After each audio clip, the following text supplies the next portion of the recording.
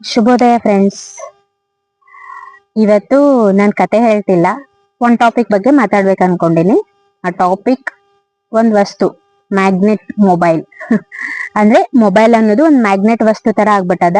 ಸಣ್ಣವರಿಂದ ಹಿಡಿದು ಚಿಕ್ಕ ಮಕ್ಕಳಿಂದ ಹಿಡಿದು ದೊಡ್ಡ ಅಜ್ಜ ಅಜ್ಜಿ ಅಂದ್ರೆ ಎಲ್ಲರ ಕೈಲೂ ಇರೋಂತ ಒಂದು ಅಡಿಕ್ಟೆಡ್ ಐಟಮ್ ಅಂದ್ರೆ ಅದು ಮೊಬೈಲ್, ಮ್ಯಾಗ್ನೆಟ್ ಮೊಬೈಲ್. ಈ ಮೊಬೈಲು 50% ಪಾಸಿಟಿವ್ ಇರ್ತದ, 50% ನೆಗೆಟಿವ್ ಇರ್ತದ. ಅಂದ್ರೆ ಆ ಪರ್ಸೆಪ್ಷನ್ ನಮ್ ಕಡೆ ಇರ್ತದ. ಮನುಷ್ಯನಿಂದ ಮೊಬೈಲ್ ಹುಟ್ಟಿತೆ ಹೊರತು ಮೊಬೈಲ್ ಇಂದ ಮನುಷ್ಯ ಹುಟ್ಟಿಲ್ಲ.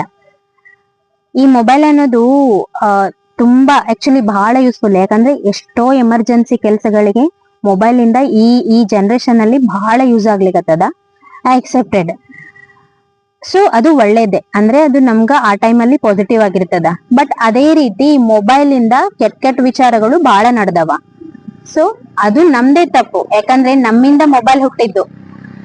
ಅದನ್ನ ನಾವ್ ಅರ್ಥ ಮಾಡ್ಕೋಬೇಕು. ಹೆಂಗಂದ್ರೆ ಪಾಸಿಟಿವ್ ನೆಗೆಟಿವ್ ಬಗ್ಗೆ ಅರಿವಿರುವಂತ ವಯಸ್ಸು ನಮ್ದು. ಅಂದ್ರೆ ದೊಡ್ಡವರಾದ್ಮೇಲೆ ನಮ್ಗದೊಂದು ಮ್ಯಾಚುರಿಟಿ ಬಂದಿರ್ತದ, ಯಾವ್ದು ಒಳ್ಳೇದು ಯಾವ್ದು ಕೆಟ್ಟದ್ದು ಅನ್ನೋದು. ಅದರ ಮೇಲೆ ನಾವು ಮೊಬೈಲ್ ಬಗ್ಗೆ ತಿಳುವಳಿಕೆ ತಗೊಂಡ್ರ ಡೆಫಿನೆಟ್ಲಿ ನಮಗ ಯಾವಾಗ್ಲೂ ಮೊಬೈಲ್ ಪಾಸಿಟಿವ್ ಆಗೇ ಇರ್ತದ. ಅಂದ್ರೆ ಮೊಬೈಲ್ ಅಲ್ಲಿ ಬರೋ ವಿಷಯಗಳು, ಒಳ್ಳೆ ವಿಷಯಗಳನ್ನ ನಮ್ ಜೀವನದಲ್ಲಿ ಅಳವಡಿಸ್ಕೋಬೇಕು. ಕೆಟ್ಟ ವಿಷಯಗಳೇನಾದ್ರೂ ಬಂದೆ ಓಕೆ, ಇದರಿಂದ ನಾನು ದೂರ ಇರ್ಬೇಕು ಅನ್ನೋದನ್ನ ಮನವರಿಕೆ ಮಾಡ್ಕೋಬೇಕು. ಈ ತರ ನಾವು ಮೊಬೈಲ್ ಅನ್ನು ಯೂಸ್ ಮಾಡ್ಕೊಂಡ್ರೆ ನಮ್ ಲೈಫ್ ಅಲ್ಲಿ ಮೊಬೈಲ್ ಅನ್ನೋ ವಸ್ತು 100% ಒಂದು ಪಾಸಿಟಿವ್ ಥಿಂಗ್ ಆಗಿನೇ ಉಳಿಯುತ್ತ. ಇವತ್ ಯಾಕೋ ನನಗೆ ಗೊತ್ತಿಲ್ಲ, ಈ ಮೊಬೈಲ್ ಅನ್ನೋ ಟಾಪಿಕ್ ಬಗ್ಗೆ ಹೇಳ್ಬೇಕು ಅನ್ಸಿತ್ತು. ಯಾಕೆ ಹೇಳ್ಬೇಕು ಅನ್ಸಿತ್ತು ಅಂದ್ರೆ ಅದನ್ನ ನೆಕ್ಸ್ಟ್ ವಿಡಿಯೋದಲ್ಲಿ ನಾನು ಹೇಳ್ತೀನಿ.